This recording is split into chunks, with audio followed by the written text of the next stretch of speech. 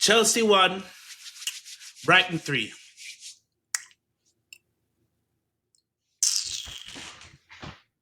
Welcome back to the Finalist Podcast, people.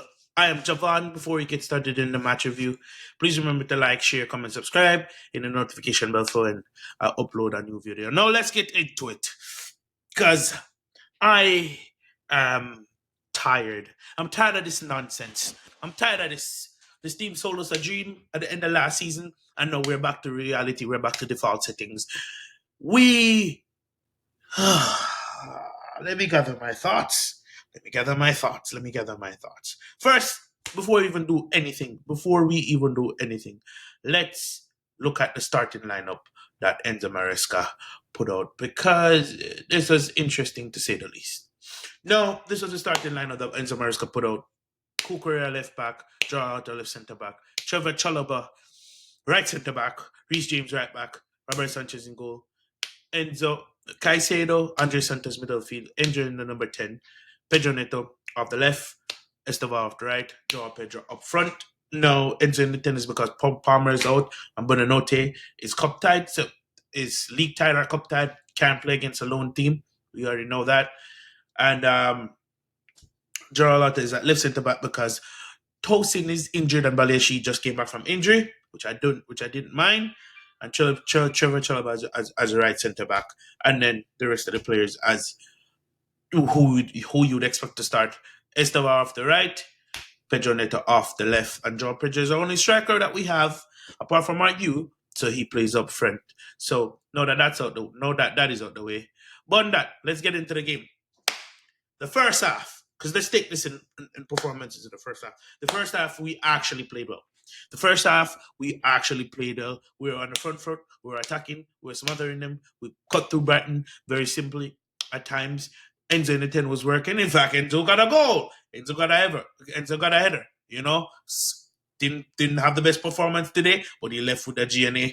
That's fine. At least that's what it was looking like, and it looked like we were going to go ahead to get the win.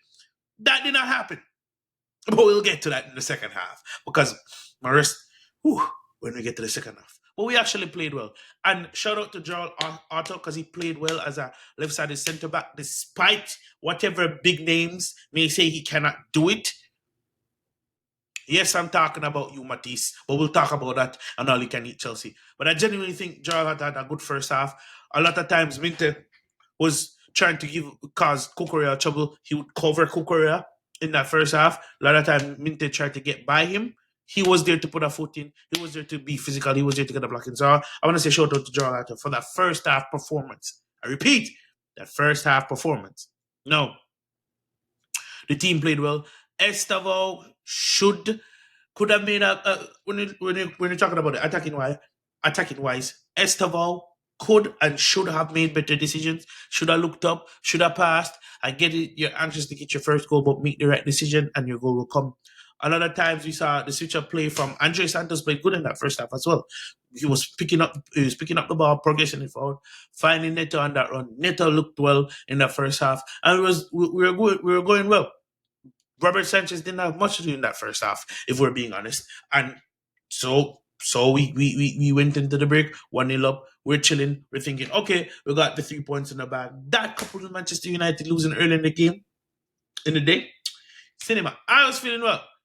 I was thinking, okay, we go into the second half, get the second goal, wrap it up, we move.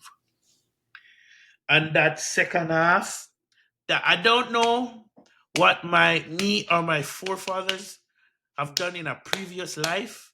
I don't know what the sins of my father are, but please, I'm praying to the football gods, let it rest. Allow it. I beg.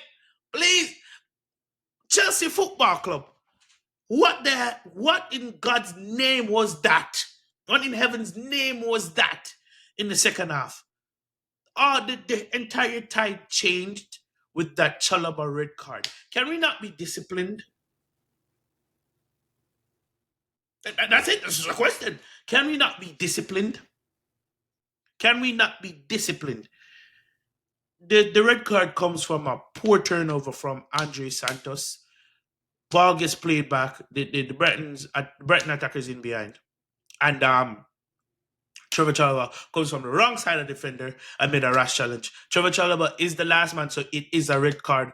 But golly, yes, Chalobah got the red card, but that was mostly on Andre Santos with that horrible touch, that horrible giveaway.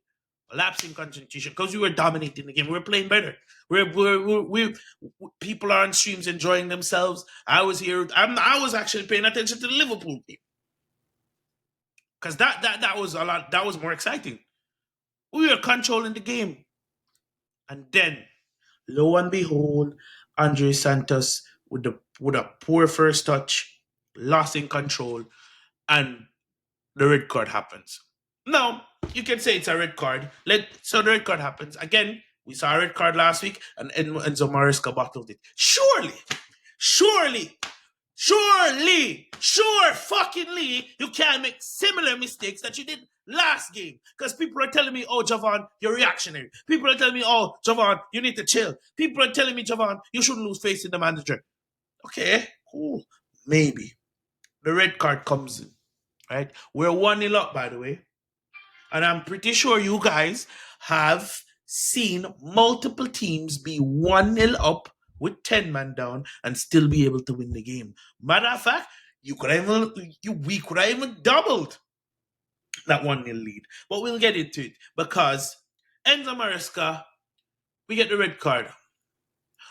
Instead of Enzo Maresca bringing on, I don't know, Abadia Shield, bringing on, I don't know, Alavia, taking off Enzo Fernandez to be a bit defensively solid. Or, I don't know, keep or put someone with pace in behind to kind of stretch the game. What does he do? This man opts to take off Esteval. He puts on Malagusto, who's not a natural attacker, and I'll get to why this is a big sub, right? He takes off Pedro Neto. He puts on Badia Shield, right? And then no more subs. No more subs. This man substituted, this man put on, and I'm talking about the notable subs. This man puts on, so his entirety of subs are Malagusta, Badia Shield, Romeo Lavia. I feel like I'm forgetting someone. It doesn't matter. If I'm forgetting someone, and Josh Achiampong, and Josh Achiampong. Right? And it actually does matter because on the first goal conceded, there was no one in the middle of the box. So we're at the stage where Brighton's attacking, and again with that red card, we're a man down. So Minte moves to the left hand side. Yeah, Minte moves to the left hand side, and Minte is getting all of the space and freedom on that left hand side. So when the ball plays out to him, he's in space and he gets to attack. But who's he faced up with 1v1 in that attack? It's not Reece James, it's Malagusto. And he skips past Malagusto each and every time. Right? And the one time, Brighton also made another sub, which is very important. They put on Danny Welbeck. When they put on Danny Welbeck, you already know the threat was coming. So said, so done. Ball gets played over to the left-hand side. Minte in time and space. Beat skips past Gusto, puts the ball into the back. Who's on the header? Who is on the header? Yes, the aforementioned Danny Welbeck. Now, some people are going to say, oh, this is why you don't have Gerald Otto play left centre back. Oh, this is why you don't do this. Listen, your player goes down, your team goes down 1-0, and it's your senior centre back in that system that gets sent off. Guess what do? You substitute him with another senior centre back. You put on Badia Shield at that time. So I don't want to hear it. That's also another poor sub by Maresca. Yes. Someone should have been in the back to at least challenge Danny Welbeck for that header. I get that. I understand that. And I'm not taking that away from him. But at the same time, Maresca has to use his head and say, oh, I already have a young centre-back out there. I cannot then partner with another young centre-back because it makes no sense. Because these things happen. Cool, it's 1-1. Maybe we could salvage a draw. But guess what? We find ourselves in a position where we win the ball based off a Brighton attack, and we find ourselves on the counter. It's Malagusto and no one. It's Malagusto and space. And what does this Sean Paul looking man wants to do, he cuts back and kills the attack. And that's the first counter-attack he stifles. And again, for me, this is on Maresca. You have Gittins, Garnacho, Mark Guehi on the bench. Yet still you substitute them for a fullback. And the fullback wasn't even defending half the time. We mostly saw Malo Gusto going forward when he came on. If you want someone to bomb up and down the pitch, you leave Pedro Neto on and put him back on the right-hand side, if that's the case. So what do we... Maresca. Big question marks over what you're doing over the last couple of weeks. Especially the last 3 games. I was on the Yardman show, and Lex said to me, we have a good squad, but the issue is with Maresca. And I'm seeing it day by day, match week by match week, clear by clear. It's getting clear. This is absolutely horrendous decision-making from Maresca. I don't understand how you can put out a game plan. The game plan is working well. Yes, you get a red card, but there's no adjustment there's no adjustment. It's what, 65th minute? 65th minute, and your biggest go-to is to put on extra defenders, and the extra defenders are not winning aerial duels. The extra defenders are not defending. We ended up losing 3-1 with more defenders on the pitch than attackers. And this is a trend. If you see that we haven't been defending well when we're men down, or if you see we're not defending well in general, try to rely on your attacking threat to win you the game.